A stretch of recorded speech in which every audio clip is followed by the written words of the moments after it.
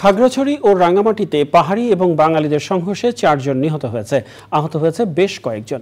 পরিস্থিতি নিয়ন্ত্রণে 2 জেলায় 144 ধারা জারি করেছে প্রশাসন। জনজীবন নির্বিঘ্ন করতে আইনশৃঙ্খলা রক্ষা বাহিনীর পাশাপাশি সেনাবাহিনীর সদস্যরা টহল দিচ্ছেন। খাগড়াছড়ি এবং রাঙ্গামাটি শহরে থমথমে অবস্থা বিরাজ করছে। প্রতিনিধিদের পাঠানো তথ্য ও ভিডিও চিত্রে তাফহিমুল ইসলামের রিপোর্ট।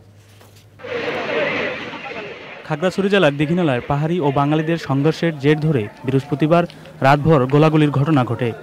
দীঘিনালার দুই পক্ষের বিরোধের জের ধরে লামরা স্কোয়ারের বাজারে আগুন দেয় দুর্বৃত্তরা।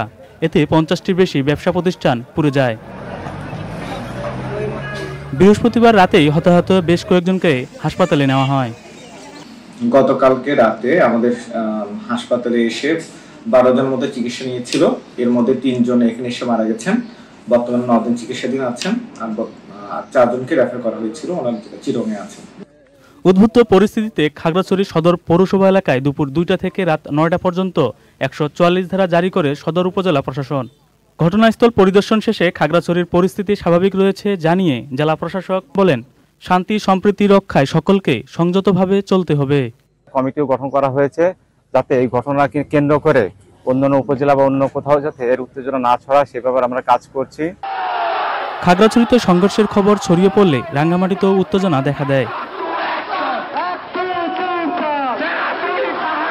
পাহাড়ি ছাত্ররা বিক্ষোভ মিছিল নিয়ে রাঙ্গামাটি শহরের বনরূপ এলাকায় গেলে বাঙালিদের সাথে সংঘর্ষের ঘটনা ঘটে।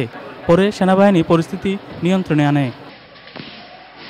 পাহাড়ি ও বাঙালিদের সংঘর্ষের ঘটনায় পরবর্তী নির্দেশ না দেওয়া পর্যন্ত রাঙ্গামাটিতে 144 ধারা জারি করেছে জেলা প্রশাসন।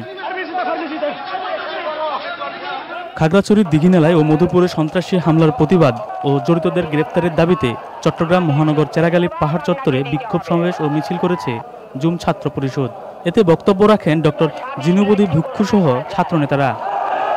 বক্তারা দ্রুত সন্ত্রাসী হামলা বন্ধ করতে সরকারের প্রতি আহ্বান জানায়। তাফহিমুল ইসলাম, চ্যানেল আই।